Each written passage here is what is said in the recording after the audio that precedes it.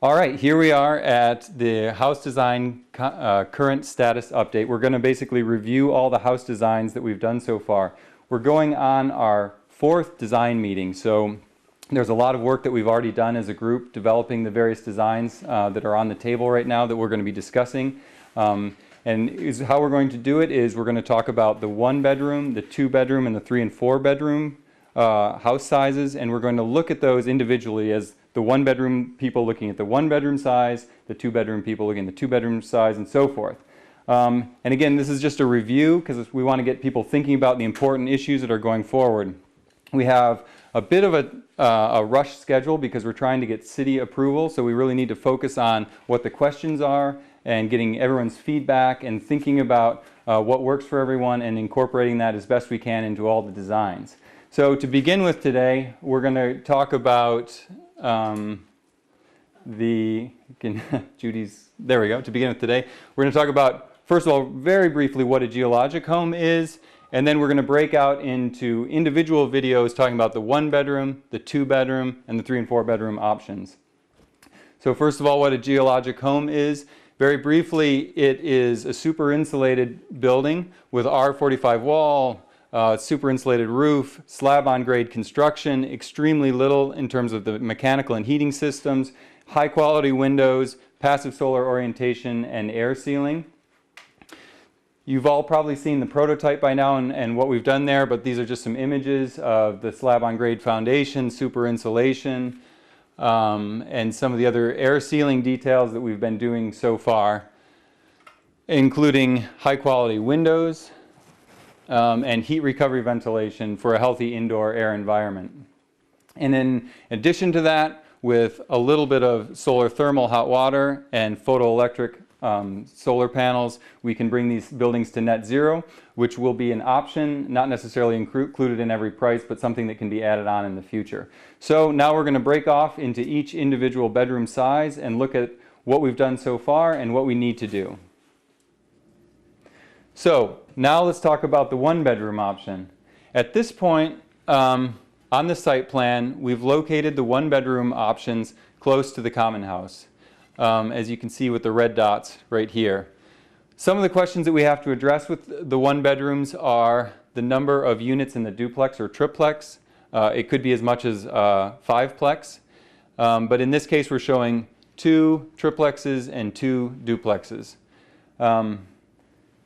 What we've done so far is we started with an 800 square foot unit, and then as we talked to the group about that, people were comfortable with going smaller. So we backed that down to a 400 square foot unit, which was perhaps a bit too small, especially given the consideration that some people wanted a little more flexibility for future expansion, if that would be possible, as well as a bedroom on the main level. From there we went and bumped it up to a 600 square foot option, which has to do with creating a 2-story volume, some possibilities for a bedroom that is separate from the living spaces with a very small kitchen. There are plan options that we can look at that have different configurations in terms of the bedroom and the living room, whether it's a Murphy bed or things like that for more of a studio kind of space living. But for the people in the 600 square foot group, we're going to really need to focus on is this plan as it's given in the footprint, which is actually around 400 square feet. Is that big enough for all the functions that need to happen on the main level? Does it make sense to have the 2-story space? We'll also be looking at the possibility of the duplex versus the triplex, or larger or not, and then somewhat looking at the facades in terms of the elevations and how those appear. I think at this point the advantage of these particular buildings on the site is that because they're very small, or they're not wide, they're very narrow but longer, they fit very well. You can go to the next slide, please. When you look at the entire community as an elevation, now the entire community doesn't look like this actually because there's perspective and the buildings have different orientations and rotations, but if you were to look at the entire community as if it were massed in a flat elevation, we're looking at the size of these units. And what you'll notice here is width-wise, they come in between various areas. We don't have a lot of width to work with. We do have a little bit of the depth. Some of the things that we want to look at, though, are how we configure these buildings. This is a shed, which is shedding off to the north with sort of a story-and-a-half space on the interior, more of a traditional facade.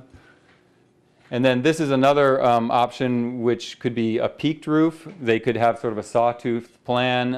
Again, we're looking at how this relates to the common house, to the other units. So as we get into the breakout sessions, we'll be looking at those sorts of things as well.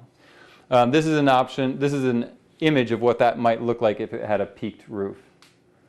All right, so to conclude here, what we're really focused on doing is, first of all, presenting the information of where we are, what we've discussed, what we've come up with. From there, we want to get everyone's feedback. The first way of doing that is, after viewing this, the questions that you have about your own bedroom size, to email to Sana so she can compilate that information before the meeting. Because going into the meeting, we're really going to want to focus on what the questions are, what options there are out there that people need to have addressed in terms of floor plan size, square footage, in terms of numbers of bedrooms, or other sort of pieces of program that would affect the size of the units in terms of its footprint and also its massing in terms of the site. We need to get those decisions made specifically because we have to take that information to the city so we can keep on track with the planning process as we go forward. And that deadline's coming up. So we're going to focus on getting the information, taking that in, digesting it, and if people can come prepared to the specific unit design meetings, that would be great, because that will allow us to really move forward with this and make those decisions. Thanks.